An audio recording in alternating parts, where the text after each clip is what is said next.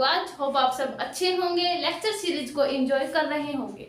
Previous video lecture में हमने जो सर्कुलर मोशन है उसको कवर किया था, जिसमें हमने वहां पे दो पार्ट बताए थे एक्सेलरेशन के। एक हमारे पास आया था टेंजेंशियल एक्सेलरेशन, एक हमारे पास आया था रेडियल एक्सेलरेशन। वहां पे मैंने जो रेडियल एक्सेलरेशन है और जो टेंजेंशियल एक्सेलरेशन है उनकी दोनों की अलग अलग डेफिनेशन बताई थी। हमारा जो टेंजेंशियल एक्सेलरेशन होता है वो हमेशा टेंजेंट की ओर लगता है, यानी जिस डायरेक्शन में हमारी वेलोसिटी चेंज हो रही थी, क्योंकि हमने एक सर्कुलर पाथ माना था। सर्कुलर पाथ में हमारी वेलोसिटी इस तरीके से ऑब्जेक्ट रोटेट कर रही थी और उसमें वहां पे हमारी जो वेलोसिटी चेंज हो रही थी उसी डायरेक्शन में हमारा एक्सेलरेशन था। फिर हमने रेडियल एक्सेलरेशन को बताया। रेडियल एक्सेलरेशन हमारा क्या था, जो कि हमेशा क्या लग रहा था, सेंटर की ओर लग रहा था, है ना। रेडियल एक्सेलरेशन मैंने यही बताया था, हमने दो कंपोनेंट बनाए थे। तो उसमें हमारे पास जो एक्सेलरेशन आया था रेडियल एक्सेलरेशन, उसकी डायरेक्शन जो हमारे पास टर्म आई थी that is omega square R minus omega square R और ई आर, ठीक है, ये था हमारे। और जो माइनस ई आर है वो हमें क्या बता रही थी कि हमारा जो रेडियल आउटवर्ड है उसके ऑपोजिट डायरेक्शन में हमारा एक्सेलरेशन लग रहा था। ये हमारे पास दो टाइप के एक्सेलरेशन आए थे, जिसको मैंने आपको डायग्राम के साथ समझाया था, ठीक है। जैसा कि मैंने बोला था, पहले हम कॉन्सेप्ट करेंगे, फिर उन पे बेस हम न्यूमेरिकल करेंगे, जिससे कि कॉन्सेप्ट में कोई प्रॉब्लम ना हो, आपको कॉन्सेप्ट क्लियरली समझ आ जाए कि इस पे बेस न्यूमेरिकल जो है पूछे कैसे जाते हैं। क्लियर? तो अब हम न्यूमेरिकल करेंगे। अब देखो यहाँ पे हमारे पास क्या पूछा है कि find the magnitude of linear moment acceleration of a particle moving in a circle of radius 10 cm with uniform speed completing the circle in 4 seconds। Basically हमें यहाँ पे लीनियर एक्सेलरेशन का मतलब हमें यहाँ पे रेडियल एक्सेलरेशन निकालना है, क्योंकि टेंजेंशियल एक्सेलरेशन तो हमारा लीनियर एक्सेलरेशन हो नहीं सकता, तो हमें कौन सा निकालना है, दैट इज रेडियल एक्सेलरेशन। तो देखो हमारे पास एक्सेलरेशन का फॉर्मूला ये था रेडियल का, that is v square by R, ये था। बेसिकली हमारे पास जो फॉर्मूला आया था रेडियल एक्सेलरेशन का वो माइनस का ओमेगा स्क्वायर आर और ई आर था। यहाँ पे v is equal to omega R होता है, इसलिए मैंने ओमेगा को v बाय आर लिख करके इस फॉर्मूले को किया, ठीक है। क्योंकि ओमेगा की जगह v स्क्वायर बाय आर करेंगे, v बाय आर करेंगे तो v स्क्वायर बाय आर ही बनेगा रेडियल एक्सेलरेशन, ठीक है। हमें ये निकालना है। अब देखो हमारे पास क्या गिवन है, ये बोला है कि कंप्लीटिंग द सर्कल। अब देखो हमें अब तक हम छोटी क्लासेस में करते आए हैं कि कंप्लीट सर्कल के लिए हमारे पास टोटल डिस्टेंस, टोटल वो कितनी कवर करता है, वो हमारी 2 पाई आर होती है, ठीक है। तो distance covered by the circle,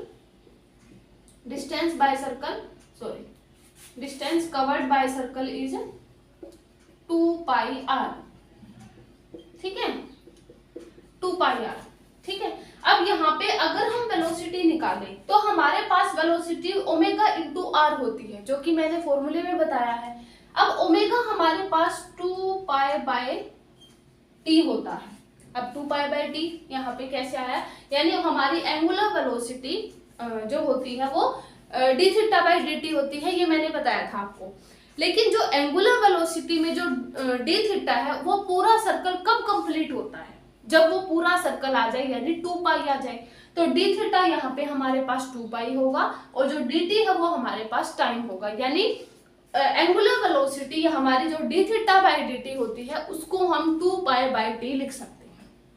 तो यहाँ पे 2 पाई बाई टी मैंने लिखा है, ठीक है। तो 2 पाई बाई टी और यहाँ पे ओमेगा की जगह 2 पाई बाई टी और आर एज इट इज, आप इसको ऐसे भी लिख सकते हैं, ठीक है। तो वेलोसिटी का हमारे पास ये फॉर्मूला है, ठीक है। अब देखो वेलोसिटी हमारे पास ये आ गई। अब यहाँ पे देखो वेलोसिटी निकाल लेते हैं, कितनी आ जाएगी, 2 पाई। आर हमारे पास कितना गिवन है, रेडियस होगी 10 सेंटीमीटर, ठीक है, 10 सेंटीमीटर है और टाइम हमसे 4 सेकंड है ना, 4 सेकंड, ठीक है। तो यहाँ पे कितना आ जाएगा, अगर हम इसको सॉल्व करेंगे तो 20 पाई बाय 4 यानी 5 पाई सेंटीमीटर, ये क्या आ गई है वेलोसिटी, सेंटीमीटर पर सेकेंड, ठीक है। ये हमारी वेलोसिटी आ गई 5 पाई। अब हमें निकालना क्या है, दैट इज लीनियर एक्सेलरेशन। तो लीनियर एक्सेलरेशन के लिए हम यहाँ पे फॉर्मूला लगा दें कितना आ जाएगा 5 पाई का स्क्वायर बाय कितना है r। रेडियस हमारी कितनी है 10। ठीक है, हमें यहाँ पे मीटर और सेंटीमीटर में चेंज करने की कोई जरूरत नहीं है क्योंकि रेडियस ही गिवन है, वो ही सेंटीमीटर में है, तो कोई प्रॉब्लम नहीं है, आपको मीटर में चेंज नहीं करना। ठीक है, तो यहाँ पे आ जाएगा 25 पाई स्क्वायर बाय 10। ठीक है, तो यहाँ पे आ जाएगा कितना आ जाएगा 2.5 पाई स्क्वायर और मीटर पर सेकेंड स्क्वायर। ठीक है, क्योंकि एक्सेलरेशन है, एक्सेलरेशन का मीटर पर सेकेंड स्क्वायर आएगा। इतना आपको क्लियर हो गया होगा। वैसे तो अगर आप यहाँ पे न्यूमेरिकल को देखें तो बहुत इजी है, लेकिन कॉन्सेप्ट यहाँ पे लग रहे हैं जो कि मैंने करवाए हैं हमारे पास रेडियल और टेंजेंशियल एक्सेलरेशन के। तो आप बिल्कुल यहाँ पे ध्यान रखना कि अगर हमारे पास सर्कल गिवन है तो हम उसकी टोटल जिसको हम क्या बोलते हैं जो टोटल डिस्टेंस मानेंगे ये 2 पाई आर, इसको हम 2 पाई आर लेंगे, तो टोटल डिस्टेंस बाय टाइम, और यहाँ पे सारी वैल्यू पुट करके मैंने लीनियर एक्सेलरेशन निकाला। ठीक है ना, इसको हम सरकमफेरेंस भी बोलते हैं ना 2 पाई आर। ठीक है, तो ये हमारा न्यूमेरिकल था। अब हम करते हैं नेक्स्ट। अब देखो ये हमारा नेक्स्ट न्यूमेरिकल है। मैं आपको एक बार सजेस्ट करूंगी आप वीडियो को पॉज कर करके और एक बार आप न्यूमेरिकल को खुद सोल्व करें। ठीक है, क्योंकि बहुत इजी है, इससे आपकी प्रैक्टिस भी होगी। देखो पार्टिकल मूव कर रहे सर्कल में, रेडियस 20 सेंटीमीटर गिवन है। न्यूमेरिकल को सोल्व करने का यही तरीका होता है, जो चीज गिवन होती है आप उनको लिख लें। ठीक है, linear speed given by 2t, where t is the second t is in second and v metre per second.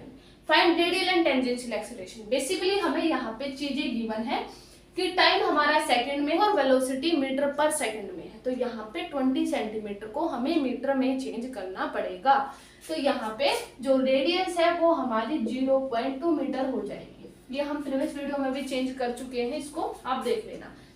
ठीक है ना, क्योंकि 100 से डिवाइड हो जाएगा, तो 100 से डिवाइड हो जाएगा तो ये ऐसे आ जाएगा। ठीक है ना, अब देखो हमें रेडियल निकालना है। पहले रेडियल एक्सेलरेशन के लिए हमें चाहिए v स्क्वायर बाई r, यानी बेसिकली हमें v चाहिए। अब v हमारा क्या है गिवन बाय 2t। देखो ये linear speed is given by 2t और कितने टाइम में पूछा है 3 सेकंड में, यानी t की जगह पे हम क्या लिख देते हैं दैट इज 3। तो यहाँ पे v हमारे पास कितनी हो जाएगी 2 × 3, यानी हमारे पास 6 मीटर पर सेकंड हमारे पास लीनियर वेलोसिटी हो जाएगी। तो लीनियर स्पीड यानी लीनियर वेलोसिटी हो जाएगी, तो हमारे पास v की जगह पे हम लिख देते हैं 6 का स्क्वायर और r हमारे पास 0.2 आ जाएगा। इतना क्लियर हुआ। अब यहाँ पे कितना आ जाएगा 36 बाई 0.2, यहाँ पे 10 इसका ऊपर ले जाएंगे, इसको हटा देंगे, तो यहाँ पे कितना बन जाएगा दैट इज 180, और निकालना क्या था acceleration metre per second square. ये हमारा रेडियल एक्सेलरेशन था। उसके बाद हमें टेंजेंशियल एक्सेलरेशन निकालना है। तो टेंजेंशियल एक्सेलरेशन मैंने बोला था कि हमारे पास अगर वेलोसिटी कांस्टेंट होती है, स्पीड अगर कांस्टेंट होती है, क्योंकि हमारे पास ये सर्कल आ रहा था और ये वाली जो डिस्टेंस थी कांस्टेंट थी। अब ये डिस्टेंस कांस्टेंट होने के कारण वेलोसिटी चेंज थी, क्योंकि वेलोसिटी हमारे पास जो ऑब्जेक्ट है वो अपना डिस्प्लेस हो रहा था, उस वजह से वेलोसिटी चेंज हो रही थी। तो यहाँ पे वेलोसिटी चेंज होने के कारण एक एक्सेलरेशन आया था जिसको मैंने टेंजेंशियल एक्सेलरेशन बोला था। तो हमारे पास टेंजेंशियल एक्सेलरेशन होता है dv बाय dt, यानी चेंज इन वेलोसिटी। ठीक है, अब dv बाय dt हमें गिवन है दैट इज 2t। ठीक है, तो 2t है, तो 2t का हमें t के रिस्पेक्ट में क्या करना है डिफरेंशिएशन। तो यहाँ पे आ जाएगा 2 मीटर पर सेकंड स्क्वायर। इतना क्लियर हुआ। आपको यहाँ पे कॉन्सेप्ट को समझना है बेसिकली, और कुछ भी नहीं करना, सिर्फ हमें कॉन्सेप्ट देखना है कि पूछा क्या गया है और हमें निकालना क्या है, सिर्फ इतना ही करना है। और इन न्यूमेरिकल में कुछ भी नहीं है, सर्कुलर मोशन इजी है, कुछ भी नहीं। ठीक है, अब हम करते हैं नेक्स्ट। अब देखो ये जो न्यूमेरिकल है ये भी बहुत इजी है। एक बार इसको मैं सजेस्ट करूंगी, फिर से एक बार आप इसको खुद करके देखिए।